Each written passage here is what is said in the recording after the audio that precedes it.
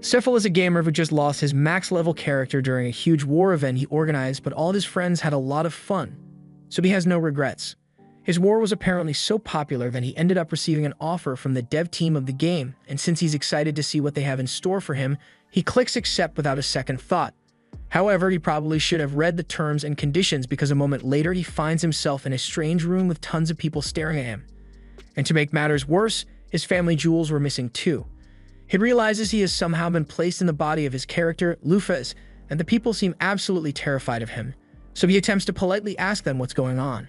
However, as soon as Lufez's mouth opens, an immense pressure fills the room, and everyone inside is pushed face down to the floor. Outwardly, Lufez is condescendingly asking the group if they normally taste the floor whenever they meet someone new, but inside, Sifil is just freaking out because he has no idea why all this is happening. Just then, he remembers that Lufez has an intimidation skill that's probably causing all of this, so he tries to calm down and turn it off, but it takes a few minutes for him to figure it out, so the people have been stuck to the ground for a while. Once things finally go back to normal, Lufez walks up to one of the elves in the room and asks him for an explanation, to which he promptly faints out of fear, but she eventually gets the answers she's looking for. Long story short, 200 years have passed since she was sealed away and the demon lord is still alive, so in order to defeat him, the kingdom attempted to summon another hero, which is how Lufez ended up here. This means Sifil really was sucked into the game and he's honestly really excited about it, but he realizes it must be terrifying to be in his presence while he possesses Lufez's body, so he should probably leave soon before he gives someone a heart attack. Just then, Lufez speaks up and she tells everyone that she understands their concern regarding her presence since she kind of nearly took over the world at one point, but she assures them that her conquering days are over, so they don't have to worry. Although she also has no interest in becoming their new hero, so she says they can just forget about her and summon another one or something because she's not sticking around. The king asks her where she plans to go, so Lufez tells him that she's just going to spend some time appreciating this world for what it is, but she'd be willing to come back if the need arises. Lufez then takes off and Sifil somehow completely understands how Lufez's wings function, so he is able to use them without much issue. Lufez was Sifil's main when Xgate originally launched, and thanks to the game's novel system, actions taken by gamers were officially added in as lore, so with all the time and money Sifil spent getting Lufez to the top of the leaderboards, she is generally recognized as one of the most terrifying characters in this world. He could have stayed at the top of the leaderboards forever if he wanted, but that would have been way too boring, so instead he made a deal with all the game's top players at the time and had everyone split into the light and dark factions so they could have an all-out war. The war in question resulted in Lufez being sealed away in a subspace after her defeat, and while it was a lot of fun for Sifil, for this world it was reality, so Lufez is almost universally feared here for what she did. Mind you, the entire time Sifil and his friends were enacting their little war, they completely ignored the game's main objective of slaying the demon lord, so Orm is still alive and has been that way since Lufez was sealed, but that's not anywhere near the top of her priority list, so she'll deal with it later. Right now, she just wants to experience the game world that has now become a reality. Lufez's first stop is her old Naffle base of operations, and it is truly an impressive sight. Granted, it's a little rough around the edges after 200 years of collecting dust, but it's still amazing to see it in person. Lufez takes a seat on the throne and Sifil starts thinking about all the good times he's had with his friends in this place. He recalls how they have fun chatting about a bunch of nonsense all the time, but that he realizes that those discussions were all in a group chat. So why does he remember it as though he were there in person? Just then, Lufez notices someone approaching, which puts her on edge since the base should be empty, but when she takes a look, it turns out to be a blue-haired girl named Dinah. She is really excited to see Lufez since she has been waiting 2 centuries for her return, but Lufez has no idea who this chick is. Dinah is incredibly hurt to realize that Lufez forgot about her even though she was her most loyal advisor, but Lufez doesn't remember ever having a use for an advisor in the first place. However, now that he thinks about it, Sifil recalls that when he was building this base, he thought it would be cool to have an NPC in the background to make the place feel more alive, so he placed Dinah and just kind of left her there. She must have gained consciousness when this world became reality, and Sifil feels kind of bad since she was stuck here by herself for 200 years, so Lufez plays along and says there's no way she'd forget about Dinah. She thanks Dinah for protecting the base while she was gone, and Dinah is incredibly grateful to hear such kind words from Lufez. But putting that aside, with all the time that has passed, Lufez is out of the loop on the current state of the world, so she asks Dinah for a quick history lesson to catch up with modern affairs. Dinah says she'd be more than happy to explain everything she knows, So she tells Lufus that after she was defeated, the 7 heroes went on to found their own separate nations. 4 of them have already died due to natural causes in the past 200 years, but the 3 with longer lifespans are still around.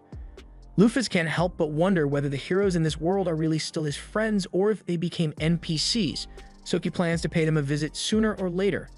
Next, Dina explains that the Demon King, Orm, is still alive, and that's mainly because the 7 heroes failed to defeat him after they sealed Lufus away. In other news, Dina says that Lufus's 12 heavenly stars are still around as well, though most have gone their separate ways. The 12 stars are a group of rare and powerful monster NPCs that Sephiel collected because he thought it would be cool to have a small army of elite generals serve under him. Lufus asks Dina if there are any updates on the 12 stars, and she says she knows the location of 6 of them, but 2 of those 6 seem to have joined the demon army in an attempt to get back at the heroes who sealed Lufus away. Lufus is a little disappointed to hear that some of her minions joined the demon army over her defeat, since the beef was never that deep, so she's going to have to chew them out once she finds those 2. With that aside, she's glad that she at least has something to do now. Her initial plan was to just go around exploring the world for fun and find out whether the 3 remaining heroes are players like her or not. But first she needs to go round up the 12 heavenly stars because she'd be responsible if any of them went around causing trouble for no reason. She asks Dina to give her the location of the first heavenly star, so she pulls up a map and points to a place called Svel. This is where one of the heroes has been living for the past few years, and the heavenly star, Eris, has been trying to invade it for months now. Now that she knows where to find Eris, she immediately starts heading out to find him, but Dina yells for her to come back because she can't just leave without making preparations. First of all, Lufus has no money on her, and Dina would have been willing to give her some. Inflation's a pain, and she's been waiting so long that all the money she had is practically worthless now. Lufus says she can just earn some more money along the way, but Dina tells her no one is going to want to do business with the legendary conqueror. Lufus argues that there's no way anyone would recognize her face after 200 years, but she is reminded that races like elves exist, and a bunch of them are bound to know who she is, especially since the kingdom has probably issued a public warning of her arrival. However, if Lufus wants to earn money, then Dina knows of a job she can do that doesn't require a background check: adventuring. To get started, Dina leaves Lufus to the trade city of Ydalir, but she would draw too much attention with her dark wings exposed, so Lufus sticks them in her oversized cloak as a disguise. She hates how uncomfortable it is to walk around like this, but they don't really have much of a choice in this situation, so she'll just have to deal with it for now. Once they arrive at the Adventurers Guild, Lufus mentions that it feels nostalgic to be back in the den of misfits and degenerates since, according to her lore, she was an adventurer before she founded her dark nation. However, she soon realizes how weird it is that she feels a sense of nostalgia from this when it is technically her first time setting foot in the guild. Dina notices that Lufus seems lost in thought, so she asks her if something is wrong, but she just brushes it off and says they should go take a look at the job board. While they are searching the job board, Dina spots a job that pays 3,000 coins, and all they need to do is find a bunch of lost cats. Lufus agrees that it seems like a really good deal, but it'd take ages for them to actually find the cats, and she'd rather not spend a week on a side quest, so they keep looking.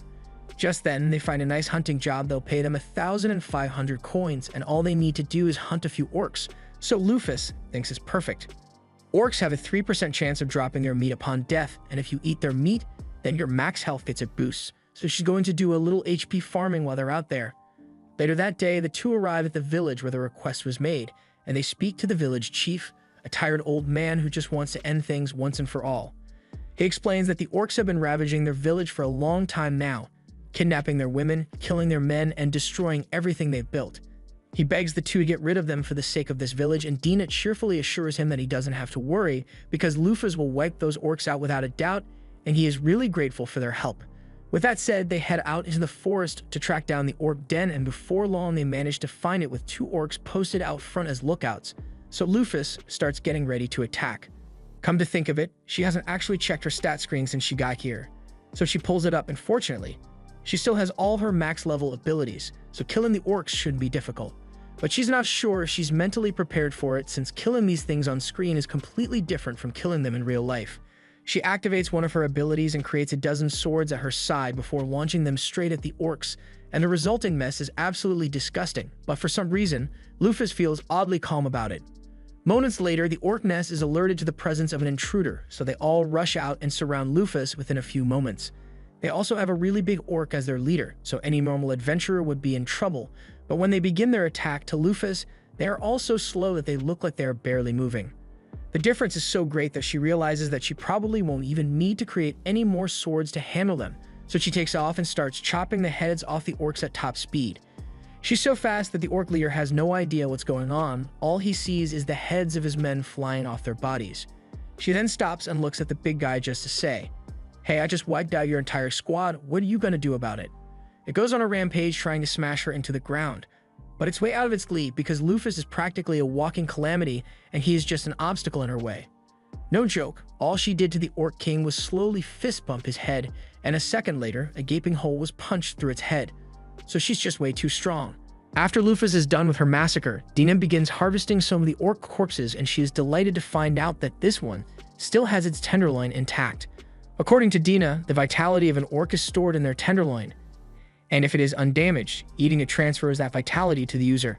She offers to prepare some for Lufus once they get back, so she creates a bunch of portals and stores the corpses away. Lufus had no idea that Dina had an ability like this, but having teleportation will definitely come in handy eventually. But for now, it's time for them to rescue all the people who were kidnapped by the orcs. To Dina's surprise, after getting all the women out, she finds out that they all seem to be in perfect health. Lufus doesn't think it's all that strange since in the game's lore, orcs are actually really nice to ladies. They're just really ugly and have incredibly low charisma stats, so they don't even bother trying to riz anyone up and skip straight to kidnapping. Dina is shocked to hear this since she can't imagine such hideous monsters being gentlemen, but regardless of how they treated their captives, it doesn't change the fact that they still kidnapped the women in the first place. So Lufus creates a giant rock fist and smashes the cave to make sure there are no survivors. Dina asks Lufus if she would like her to erase the memories of the girls, since she would want them to have to recall the ugly faces of the orcs that kidnapped them. But Lufus' genuine reaction is, "Why did you just casually suggest memory wiping like it's a normal thing to do?" She asks Dina if it's really possible for her to wipe someone's memories, and she responds saying it's really easy. In fact, if she wanted, she could manipulate and overwrite a person's personality, but aside from how creepy it is that Dina is just able to do that on a whim, Lufus doesn't think it's necessary to alter anyone's memories over an incident like this. They just need to get the girls back to their village safely, so Lufus summons a golem and has it carry everyone on the journey back. Things turned out really well for this mission, but Lufus can't help but wonder why no one else accepted it before they came along. Dina explains that it's because there was no incentive to take the risk, but that makes no sense to her since the orc tenderloin vitality alone would have been more than enough reason to take on the challenge. However, Dina informs Lufus that most people wouldn't take on the risk because, to put it simply, the warriors of this era suck. For instance, Dina says the nation that summoned Lufus is called the Sword Kingdom, and she wants her to guess what level the kingdom's strongest swordsman is. Since it'd be their strongest fighter, Lufus assumes the dude must be just as strong as she is, but to her utter shock, she is told that the kingdom's best swordsman is only level 120.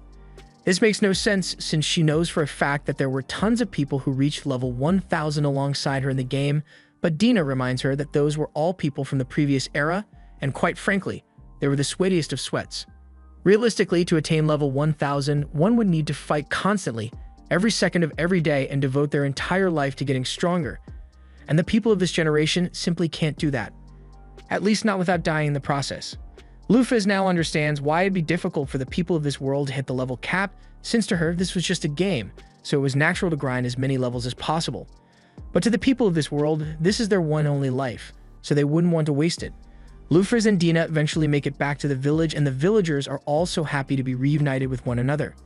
The women are all incredibly grateful to Lufus for bringing them home, and Lufus is glad to see them all so happy. But if they knew her true identity, they might not be so cheerful right now. The village chief presents Lufus and Dina with the agreed-upon reward, and after checking, Dina confirms that it's all in there, so they are ready to leave. However, before they go, the chief asks Lufus if it is really okay for the village to keep her golem. Lufus says she doesn't really mind leaving it behind, so they should just use it as a guardian to protect the village in case more orcs show up someday. The chief is so touched by Lufus' kindness that he assumes that she must be a messenger of God, but that's nowhere near the truth. Lufus decides it's time to leave, but before she does, the villagers ask her to at least tell them her name so they know what to call their savior. Without thinking, Lufus attempts to reveal her identity, but Dina steps in and gives the villagers a fake identity instead. Lufus is pissed that Dina cut her off like that, but they've been over this already. If anyone were to find out Lufus' true identity, then it'd cause mass panic, and they can't have that. Since they've acquired enough money to cover their travel expenses now, there's nothing stopping them from heading straight for Svol.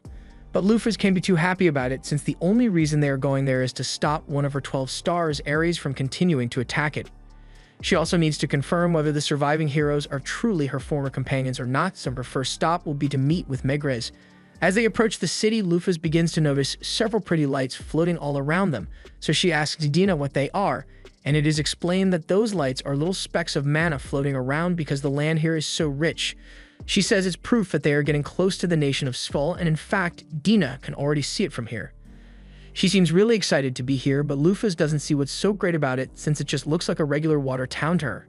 They head down to the front gate, and there a guard yells out that anyone seeking entry into Svull needs to have their passport ready. Lufus had no idea they would need a passport to get into the city, so she starts worrying that they might not be able to get in. However, Dina isn't concerned at all because she has the perfect skill for this: document forgery. She simply walks up to the guard and presents 2 passports that she created for herself and Lufus, and after checking them, the guard is convinced that they must be real, so he allows the 2 to enter the city. As they walk through the streets, Dina explains to Lufus that the city of Svull was founded by the wise elf Megrez, and it is well known for the wealth of magical knowledge it possesses. This area is also particularly rich in ambient mana, so several mages and scholars come here in hopes of furthering their knowledge of magecraft. Dina asks what their objective in the city is for today, so Lufus tells her that first, she plans to pay Megrez a visit since there are a lot of things she'd like to talk to him about. Dina freaks out upon hearing this because she thinks Lufus intends to storm Megrez's castle, but she assures her that this is just going to be a peaceful visit. After all, Ares has been causing Megrez a lot of unwarranted trouble, so she still needs to apologize to him for that. But before that, Lufus says she'd like to head to a library since there's still a lot about this world's history that she doesn't know. They start asking around for directions to the nearest library until they end up meeting a man named Grants.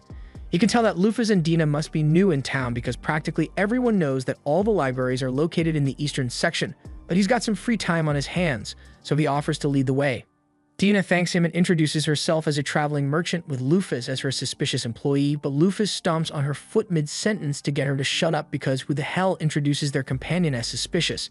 Grants can definitely tell that Lufus looks suspicious, but he doesn't intend to hold it against her since he's sure she must have her reasons, and Lufus is grateful for his understanding. As Grants guides them through the city, Dina comments on how lively everyone here is, and Grants agrees that the people here certainly are cheerful. But since the city has been under attack from Ares for the past several years, most people don't end up settling down here. Lufus' expression soars a little since she realizes the situation here is kind of her fault, and Grants notices this, but he assumes she must just be uneasy about the threat of being attacked by Ares while here, so he assures her that there's no need to worry because the city's defense system is impenetrable.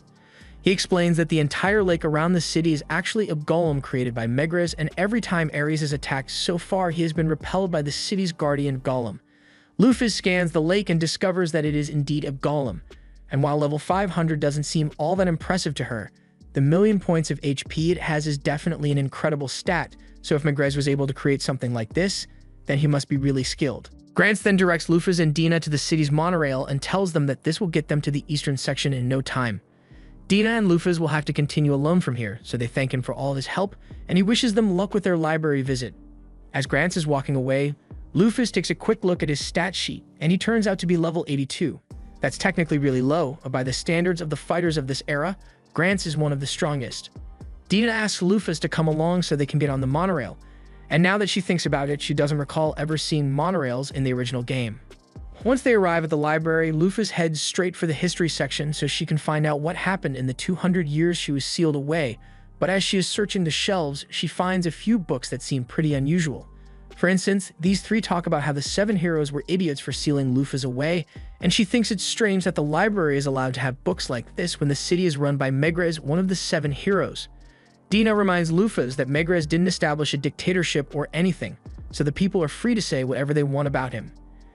And it's not so much that they dislike the 7 heroes, but rather the people don't actually think Lufus was evil in the first place. While people were certainly terrified of her at the time, over the past 200 years that fear has been forgotten, and some people started to realize that Lufus' rule wasn't actually that bad.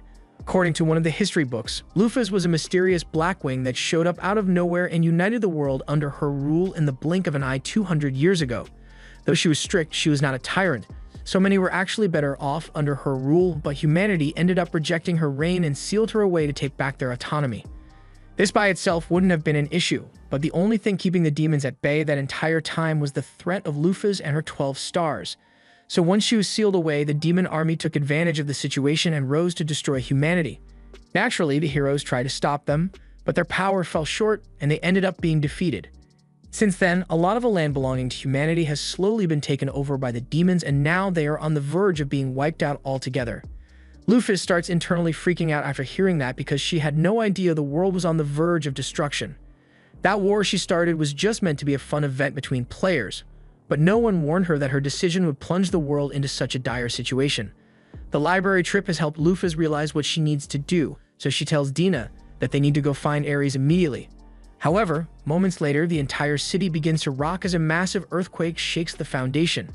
An alarm is immediately raised, and all mercenaries available are called to the borders to prepare for an imminent attack. Luphas looks at the resulting damage and asks Dina if it is normal for a city like this to experience earthquakes of this magnitude. As far as Dina knows, this almost never happens, so Luphas concludes that this must be a result of one of Ares' skills, and he must be on his way right now to launch a full-scale attack. There's no time to waste, so Luphas creates a glider and tells Dina to get on immediately. As they are flying towards the chaos, Luphas puts some thought into the situation, and none of this makes sense to her. She knows Ares was always such a harmless sheep monster, and that it's not in his character to invade a nation like this repeatedly, so she wonders if this is really just because she was sealed away. And on another note, she wonders why she even has memories of Ares in the first place, since she never actually interacted with him in the game, but her main concern right now is to stop him, so she can worry about her memories later. When Ares was a little lamb, he was roaming through the forest on his own when he happened to run into Luphas. She was surprised to see a rainbow sheep out here since it's a legendary monster that's said to only be born once every 500 years, but as she approached it, it recoiled in fear and began crying. Luphas noticed its tears, and if she had to guess, the sheep had likely been on the run since birth, hiding from both monster and humans alike since a single thread of its wool is more valuable than gold. She won't deny that he has a good reason to cry, but she asks him what point there is in shedding all those tears. She tells him that if he is upset about his situation, then he had better be ready to strike back against those who would come after him.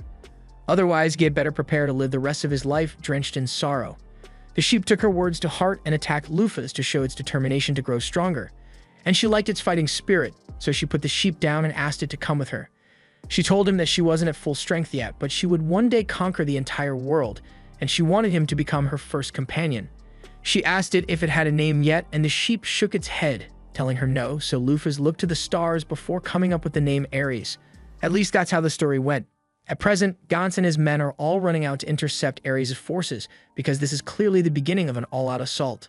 Once he arrives on the front lines, he sees a massive army of monsters slowly marching towards the city's gates, and he's starting to worry because there's no way he will be able to hold off this many until the main army is ready for battle. The earthquake earlier must have been Ares' declaration of war, since regardless of his hatred for them, Luphas made a rule saying he isn't allowed to attack without making a declaration first, and ever since, he has followed that rule religiously. Before long, the city's advanced force arrives, so the order is given for all the mages and archers to fire before the monsters get too close. After wheeling down the monster, the soldiers begin their charge because they need to keep the monsters at bay until the main force arrives. Gans is out in front and begins mowing down monsters left and right, but while he may be doing alright, his subordinates aren't as strong as he is, so a lot of them are being slaughtered. At this rate, Gans doesn't think they'll be able to hold out much longer. However, just as the troops were about to be overrun, countless ice spikes came raining down from the sky, and as the soldiers looked back towards the city, they saw Megrez and Livia, the water golem. They are all relieved that their guardian deity has arrived, and Megrez tells them they can all stand back now because Livia will handle the rest. He then gives Livia the order to attack, and within moments, dozens of monster forces are annihilated in one go. Meanwhile, Luphas has been watching the battle unfold from a distance, and she had planned to step in if the situation became dire, but with Livia and Megrez on the scene, it doesn't look like her help will be needed after all. Speaking of Megrez, Luphas decides to check his stats to see if they are still as good as they were when she and Megrez played together, but to her surprise, he's only level 500 now, and he is afflicted with a debuff called the Curse of the Vanquished. Luphas has never heard of a curse like that before, so she asks Dina if she has any idea what it is, and according to rumors she had heard, after the heroes failed to defeat the Demon Lord, they were all hit with a curse that sealed away half of their power, which is why Megrez is so much weaker than he used to be. And now that Dina thinks about it, if Megrez can't use his full power anymore, then that means he can't create any more golems like Livia, so if she goes down, then the city will truly be doomed. All of a sudden, the ground begins to shake as a giant monster approaches from the mountainside, and it is none other than Ares. After a brief standoff, Ares and Livia clash, and since Ares' element is fire, Megrez thinks Livia should have the upper hand in a direct confrontation. Livia uses a water spiral attack, forcing Ares to back off initially, but he comes charging back in with a massive fireball shortly after. At first, it looks like the fireball missed Livia altogether, but Ares was never aiming for her in the first place. His real target was Megrez all along, but fortunately, just before the fireball could hit him, Livia managed to step in and extinguish the blast. Megrez then sends Livia out as a tidal wave to push Ares back, but he uses a flame hop skill to jump over her and begins heading straight for Megrez. Megrez puts up a barrier to defend himself, but since he is only half as strong as he used to be, Ares eventually manages to overwhelm him and crack the shield. However, before he could break through, Livia snuck up behind Ares and put him in a chokehold. The soldiers begin cheering Livia on to put an end to this, and Dina asks Lufus how she thinks this is going to end. As far as this battle goes, Lufus says Livia will win, but that doesn't mean she will win the war. A lot of Livia's HP has been drained from tanking all of Ares' attacks, and it's likely that this was Ares' goal from the very beginning. He knew he wouldn't be able to beat Livia in a one-on-one battle, so he planned to whittle her health down with constant attacks and retreat so he can attack again in the future. Lufus is impressed that Ares was able to think logically enough to figure out that Livia can't pursue him once he retreats, so a constant barrage of periodic invasions would guarantee his eventual victory. However, Lufus can't let his plan go any further than this since it would be dangerous if he actually destroyed Livia, so she will have to deal with him herself. She grabs Dina and jumps down onto the battlefield. And just as Ares is about to launch another powerful blast, Lufus kicks him across the mountain range. Everyone is in utter disbelief when they see the terrifying monster sent flying in an instant, and Megrez is left wondering who on earth could possess such power. But even though Lufus is still concealing her identity, as soon as he hears the way she speaks, he kind of figures it out. Lufus doesn't want to confirm or deny anything yet, so she tells Megrez that she will handle Ares on her own, and afterwards, she will be back to have a discussion with him. However, before she leaves, Megrez tells her that there's someone behind the scenes manipulating Ares' thirst for revenge, so she should be careful. The warning is coming from an old friend, so Lufus says she'll keep it in mind, and then she flies off to confront Ares. Once she arrives in front of him, Ares asks who she is, and this comes as a surprise since when she played the game, Ares only ever made sheep noises, so she had no idea that he could actually speak. That aside, since Ares doesn't seem to recognize her, she activates her intimidation skill, and as soon as Ares feels the terrifying pressure coming off her, he is reminded of his master.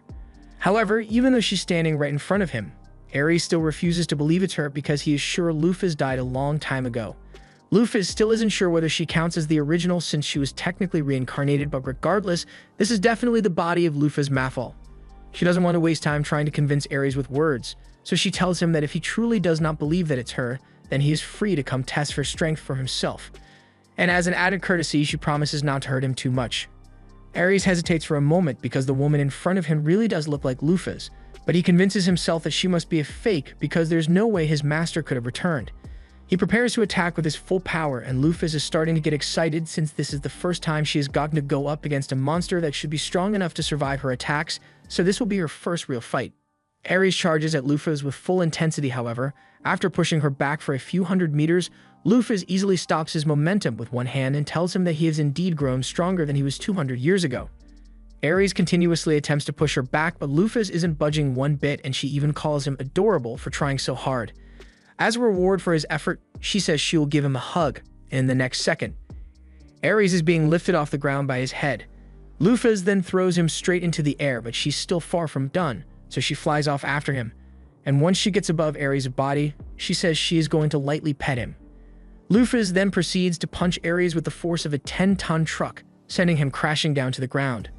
But before he lands, she flies beneath him and decides to pet his chin as well, so Ares is sent back into the air.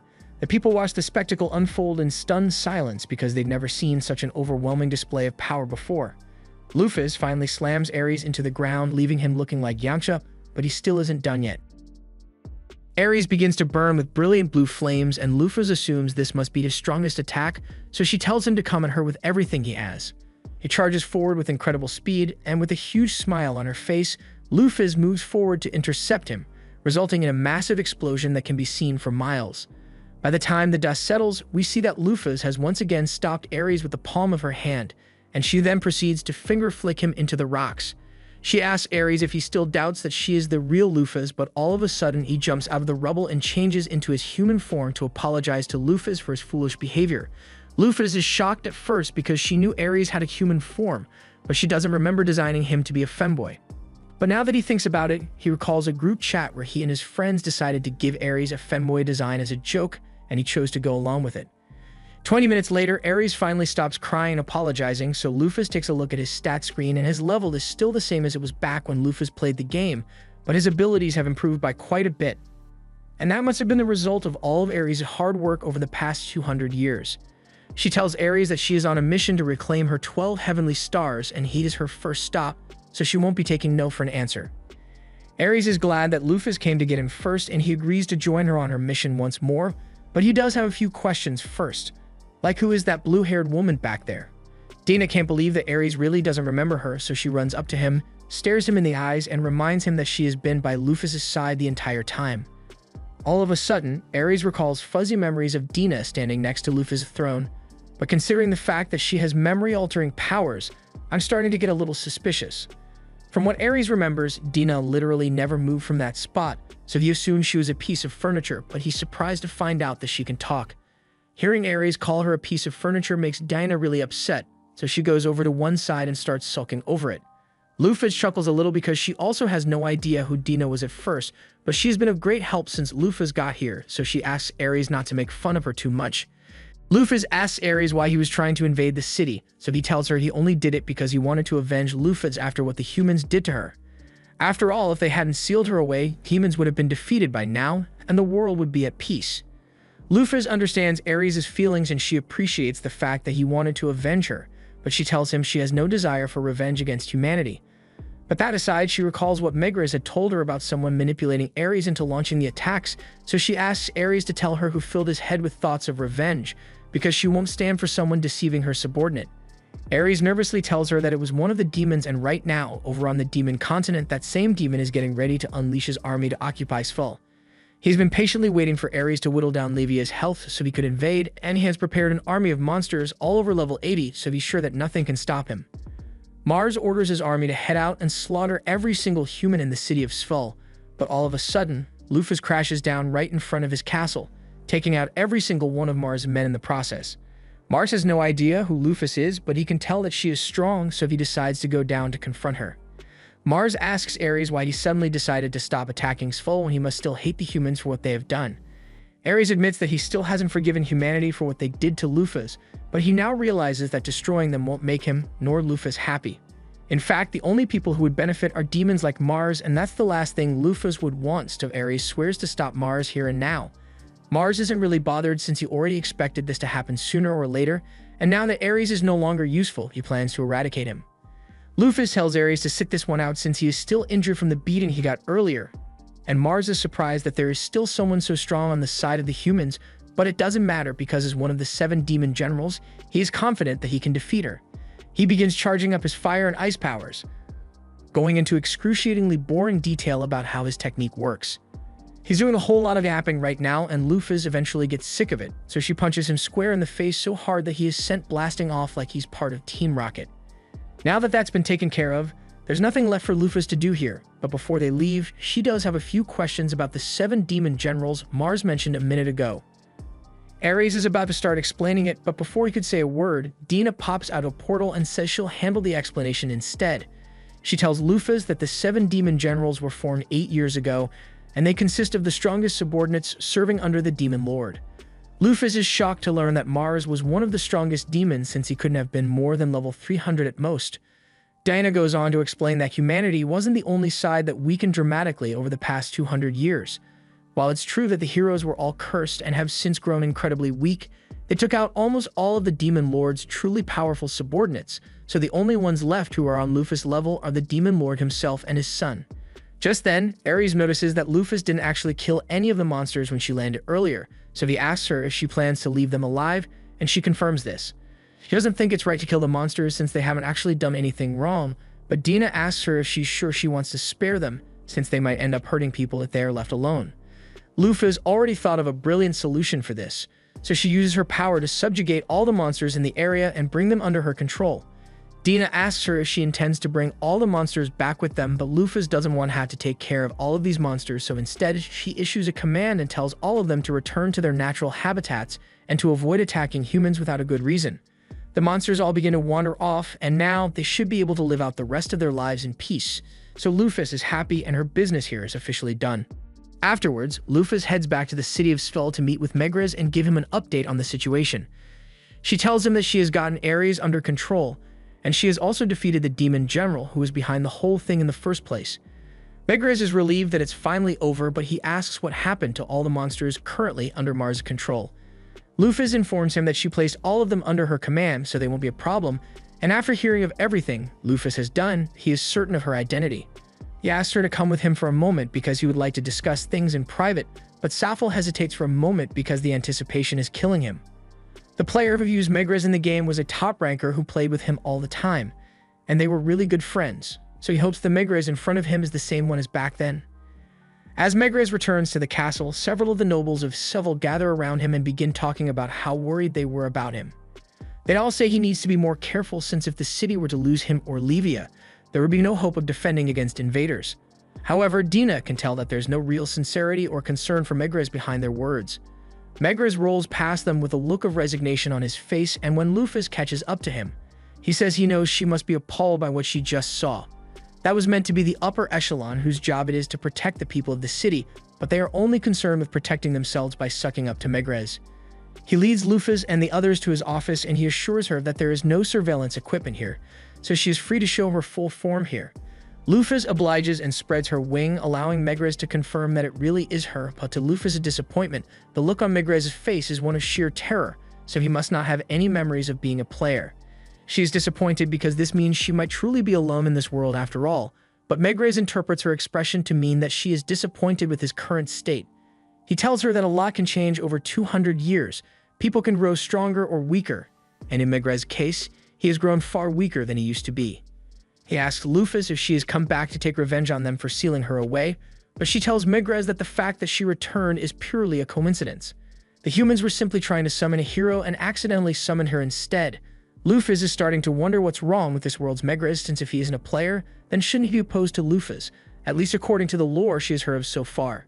Just then, she realizes that Megrez must feel guilty for what happened, since if he and the other heroes hadn't sealed Lufus away, then the demons would have been defeated long ago. Being adored as a hero when he blames himself for the downfall of humanity must be eating away at him, so he's been looking for a way to punish himself for his part in all this.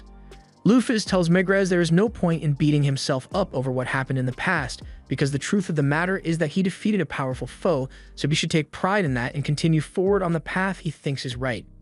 Megrez can't believe Lufus is being so kind to him, so he asks her why she doesn't resent him. She was on the verge of achieving her goal of unification, and they betrayed her.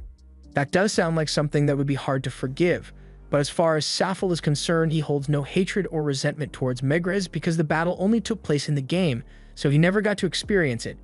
He has no idea how Lufus felt about it at the time, but he wants to give an appropriate response, so she tells Megrez that if he and the others chose to rise up against her rule, then it was her own fault for being an inadequate ruler. Megrez tries to argue that he still deserves to pay for what he did, but then he looks up and sees Lufus's face of genuine forgiveness as she tells him he needs to stop blaming himself. Regardless of what happened, he is the hero of this country, so he needs to stand proud. Megrez gets her point, but she could have phrased it better since considering the wheelchair, he won't be doing much standing. Megrez has a lore flashback to the old days when Lufus and Olith were still best friends, and he is reminded of how much fun he used to have back then, so he promises to take Lufus' advice. Afterwards, Lufus uses her magic to restore Livia's lost HP, and Megrez thanks her for the help since in his current state, he wouldn't have been able to do that on his own. Livia then returns to the water, and Lufus apologizes for the trouble Ares caused, but Ares still has a grudge against Megrez, so he says he won't apologize. Megrez asks Lufus what she plans to do now, so she tells him she will continue traveling the continent until she has reclaimed all her 12 stars. And Dina tells Lufus that the next one up on the list is Libra, the guard of the Black-Winged Grave. Lufus asks what the Grave of the Black-Winged is, so Dina explains that after she was sealed, all the people who looked up to her worked together to build the world's largest structure as a memorial to Lufus. And at the very top, all of Lufus' old treasures and loot have been stored, with Libra acting as a guard to protect it from grave robbers. Lufus asks why people would be dumb enough to risk fighting Libra just to rob a grave, So Megrez informs her that people's levels aren't the only thing that has declined. Weapons have also gotten much worse. Many of the legendary weapons that used to exist were lost in the battle against the Demon Lord, so the only ones left are those that sit in Lufa's grave. Humanity has desperately been trying to get its hands on those weapons to help in the fight against the demon army, but thanks to Libra, all attempts have ended in brutal failure. Lufa understands how frustrating it must have been for Megrez, but unlike Ares, it doesn't seem like Libra is actually doing anything wrong. She's just expressing her loyalty by guarding the grave of her master, and Megrez sees Lufa's point, but he does have a request he'd like to make. After Lufa has retrieved Libra and reclaimed her treasures, he asks her to please leave behind anything she doesn't intend to use, since it would be a huge help to him. Lufa says she's fine with that, so she and the others prepare to leave, but before they go, Megrez says he has something to give her. He may be weakened, but he still has a fair bit of powerful magic, so he uses a spell to hide Lufa's wings so she doesn't have to keep covering them with her cloak all the time to keep her identity secret. He also gets her a new outfit, and Lufa's is really grateful since this is much easier to move around in. On their way out, Lufa's goes to find Gaunt's outside the city, and he is a bit confused at first because he doesn't understand why such a pretty lady would be talking to him. But then Lufa takes off her glasses to show him that she's the person he helped earlier today. Gaunt is stunned because he had no idea she was this beautiful this entire time. She tells him she came to say goodbye and to thank him for all his help, so Gaunt wishes her safe travels on her journey, but before she leaves, he has one final question. He's about to ask her if she is the same Lufa from the legends, but he suddenly stops himself and tells her to forget he said anything because there's no way that could be the case. Meanwhile, elsewhere, Mars has just crash-landed in a forest, and while he was flying through the air, he came to the realization that the only person capable of hitting him so hard would be Lufa's Mafal, but if she's really back, then all his plans will go to waste. Just then, a woman walks up to Mars and she tells him that his role is over, so it's time for him to disappear like the pathetic puppet he is.